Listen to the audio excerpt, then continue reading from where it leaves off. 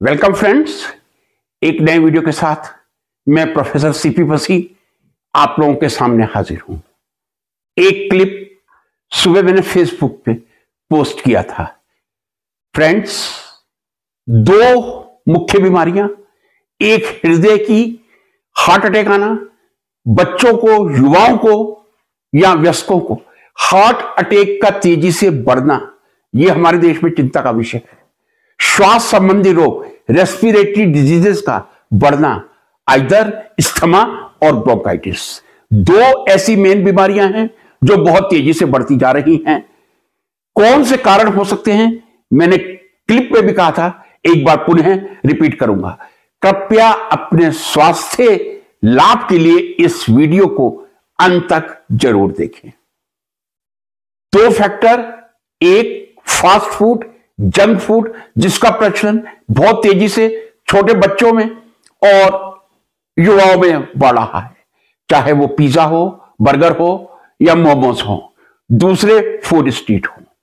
ये एक कारण है और जनरली इस कारण को ही दोषी ठहराते हुए हम बढ़ने वाले हार्ट अटैक को पूरी तरह से इसके ऊपर समर्पित कर देते हैं। दूसरा बड़ा कारण जो जंक फूड के साथ, मैं ये नहीं कह सकता कौन सा कारण बड़ा हो सकता है, जंक फूड बड़ा है या दूसरा फैक्टर जो मैं कहने जा रहा हूं वो है दिन पे दिन बढ़ता हुआ प्रदूषण। जिस गति से, जिस तेजी से हमारा एनवायरनमेंट पोल्यूट हो रहा है, वो भी हमारी हार्ट डिजीज का और ऑब्वियसली रेस्पिरेटरी डिजीजेस का एक बहुत बड़ा कारण है। वायु प्रदूषण बढ़ रहा है, जंक फूड बढ़ रहा है। मैं कहूंगा यदि मुझसे पूछा जाए 50-50 दोनों ही जिम्मेदार हैं। जितना जंक फूड जिम्मेदार है उतना ही बढ़ता हुआ प्रदूषण, चाहे किसी भी कारण से हो, आगे इसका मैं विस्तृत वर्णन करूंगा, वो भी हमारे स्वास्थ्य के लिए हानिकारक है। यहां तक हानिकारक है वो छोटे बच्चे और युवाओं को हार्ट अटैक ला सकता है या छोटे बच्चों में ब्रोंकाइटिस और अस्थमा पैदा कर सकता है। अब आता हूं, अक्सर हम टीवी पे जब समाचार सुनते हैं, एक न्यूज आजकल स्पेशली आती है, AQI कितना रहा, खासकर दिल्ली का AQI बताया जाता है। और ये वीडियो मैं AQI को एक्सप्लेन करने के लिए कर रहा हूं। AQI क्या होता है, कौन से फैक्टर्स AQI को निर्धारित करते हैं और AQI के आधार पर किस तरह हमारे देश की स्थिति है या विश्व की कुछ देशों की स्थिति है। AQI पूरा मतलब एयर क्वालिटी इंडेक्स या एयर क्वालिटी इंडिसेस, जिसे एयर क्वालिटी इंडेक्स सरल भाषा में कह देते हैं। यानी वायु की गुणवत्ता क्या है। कई बार आप देखते होंगे, आप टीवी पर सुनते हैं, दिल्ली में आज का AQI 220 रहा, दिल्ली में आज का AQI 380 रहा। Sometimes at the time of Deepavali and particularly when the winter begins, then we listen AQI more than 400.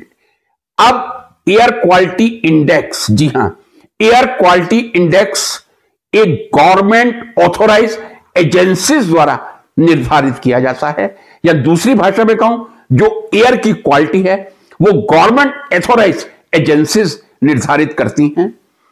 कौन कौन से वो फैक्टर हैं जो एयर को पोल्यूट करते हैं। सबसे पहला, हमारे देश की बढ़ती हुई इंडस्ट्रीज, जिस तरह से इंडस्ट्रियल ग्रोथ बढ़ रहा है और जिस तरह से इंडस्ट्रीज से निकलने वाले गैसेस, प्रदूषित गैसेस और एफ्लुएंट का ट्रीटमेंट होना चाहिए, उसके लिए पर्याप्त मॉनिटरिंग भी नहीं है और व्यवस्था भी नहीं है। बढ़ते हुए 4 व्हीकल और 2 व्हीकल्स का क्रेज, हर परिवार में आपको बड़े शहरों में 3 या 4 व्हीकल एक परिवार में मिल जाएंगे। वो बहुत बड़ा एक प्रदूषण का, पोल्यूशन का कारण है। जिस तेजी से कंस्ट्रक्शन बढ़ रहा है, बड़े शहर हो, छोटे शहर हो या कस्बे हो, जो कंस्ट्रक्शन की स्पीड है, चाहे आप ग्रीन कर्टेन्स लगवा रहे हैं, स्क्रीनिंग करवा रहे हैं, लेकिन जो डस्ट निकल रही है वो डस्ट पार्टिकल आपकी वायु को बहुत बुरी तरह प्रदूषित करती है। आंधियां चलती हैं, खासकर राजस्थान, गुजरात ऐसे प्रदेश हैं जहां आंधियों के कारण धूल के कण आपको प्रभावित करते हैं।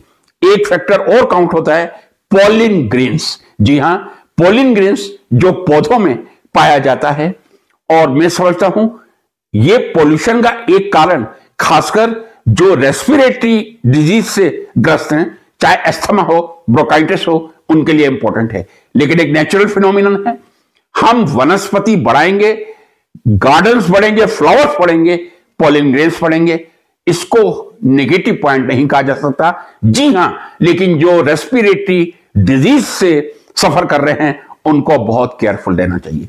तो इंडस्ट्रीज कह दूं, बढ़ते हुए व्हीकल्स की संख्या कह दूं, कंस्ट्रक्शन कह दूं, डस्ट कह दूं, नेचुरल डस्ट जो आंधी के कारण आती है, या artificial creation of the dust जो कंस्ट्रक्शन के कारण आती है विदाउट एनी प्रॉपर मेजरमेंट, ये हमारी वायु को प्रदूषित करते हैं।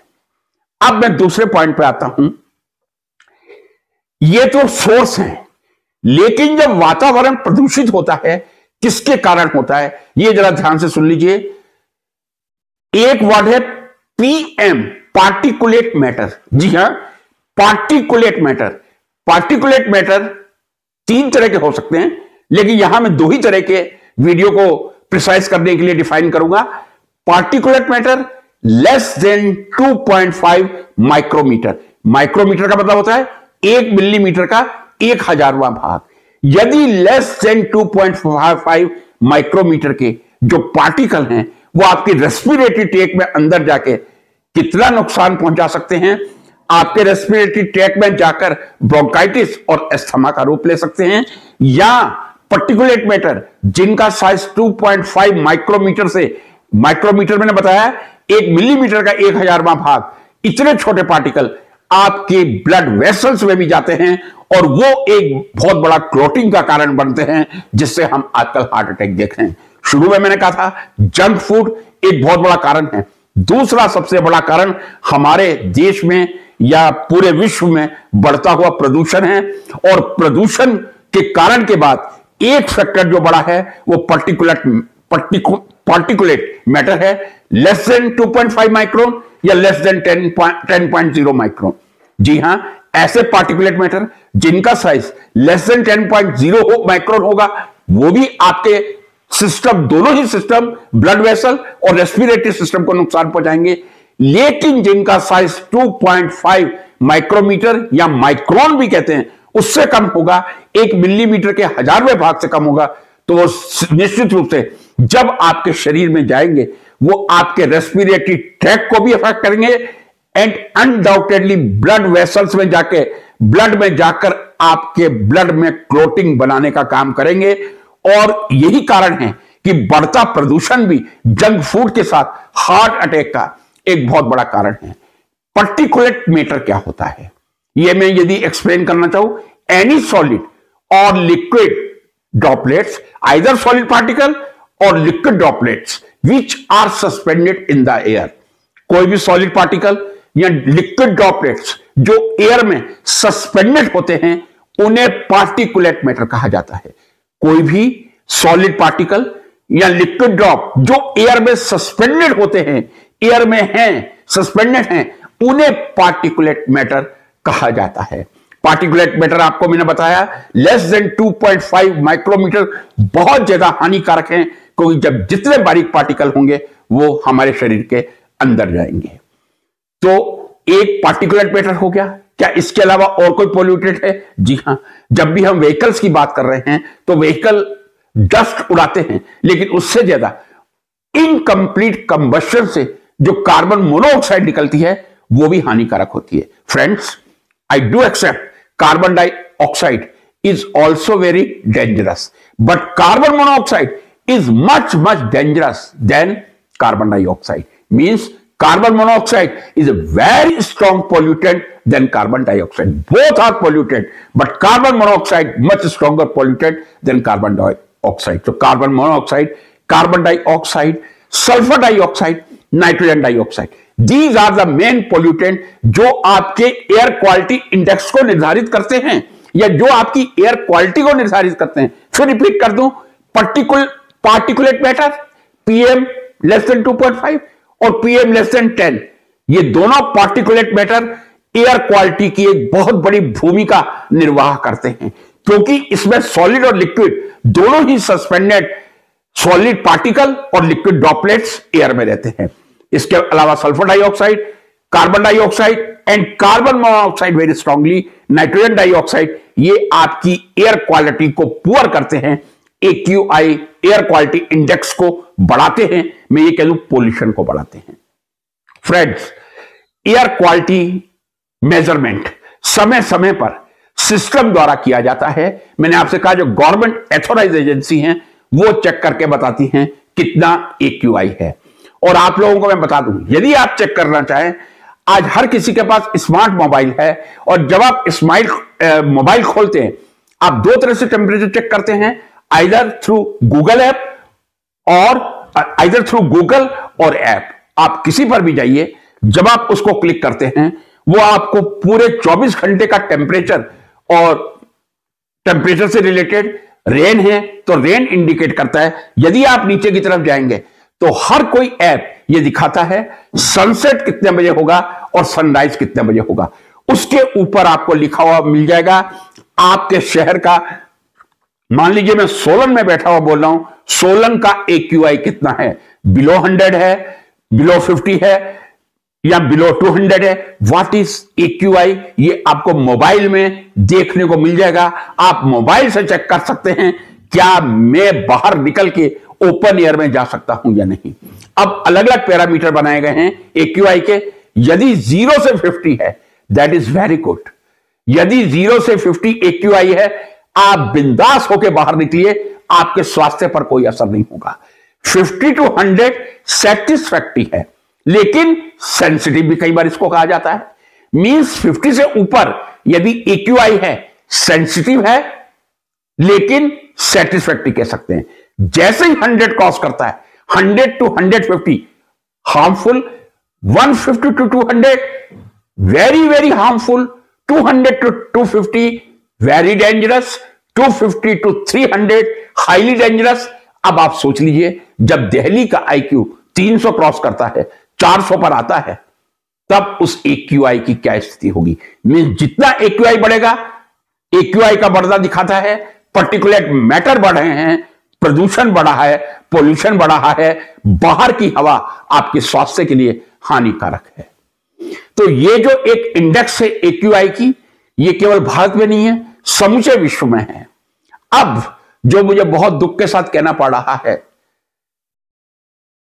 पेन होता है, संवेदना होती है, यदि हम पोल्यूशन के पैमाने पर अपने देश को देखें, third most polluted country of the world, विश्व का तीसरा सबसे ज्यादा प्रदूषित देश भारत है। जी हां, बांग्लादेश और पाकिस्तान के बाद तीसरा नंबर भारत का है।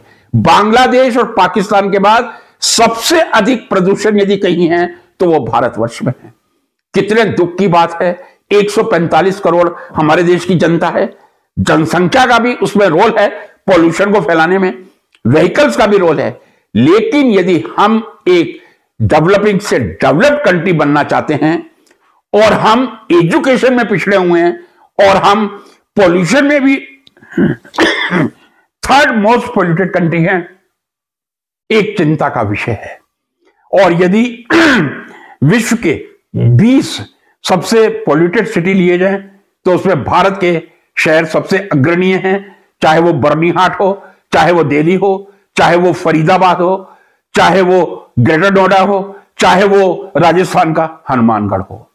ये सिटी ऐसे हैं जो टॉप पोल्यूटेड सिटी, विश्व के टॉप पोल्यूटेड सिटी में अपना स्थान रखते हैं। बर्नीहाट समूचे विश्व में मोस्ट पोल्यूटेड सिटी है जो भारत में है।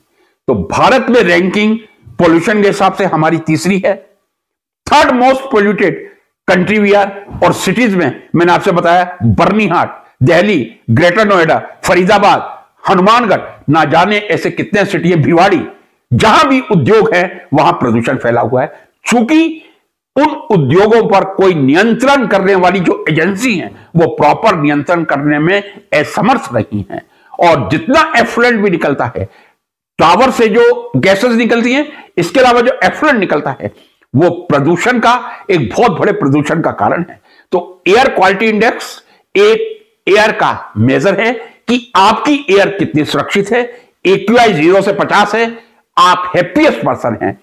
50 से 100 है, सेटिस्फैक्ट्री है बट सेंसिटिव। लेकिन 100 क्रॉस करते ही फिर धीरे धीरे आपकी जो मैं कह दूं सेंसिटिविटी बढ़ती जाएगी और आपका शरीर उस AQI को यदि फेस करेगा तो उसके वही कॉन्सिक्वेंसेस होंगे जो हमें बच्चों में हार्ट अटैक देखने को मिल रहा है या नौजवानों में हार्ट अटैक देखने को मिल रहा है। एयर क्वालिटी इंडेक्स, अपने शहर की एयर को मेंटेन करके रखें। खासकर दिल्ली में मैं फिर कह रहा हूं 400 से ज्यादा AQI नवंबर के महीने में था, यह मुझे अच्छी तरह याद है।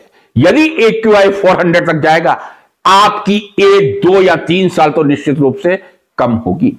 AQI को नियंत्रण करने में जनसंख्या का, सिटीजन्स का, जागरूक नागरिकों का, शिक्षकों का भी एक रोल हो सकता है।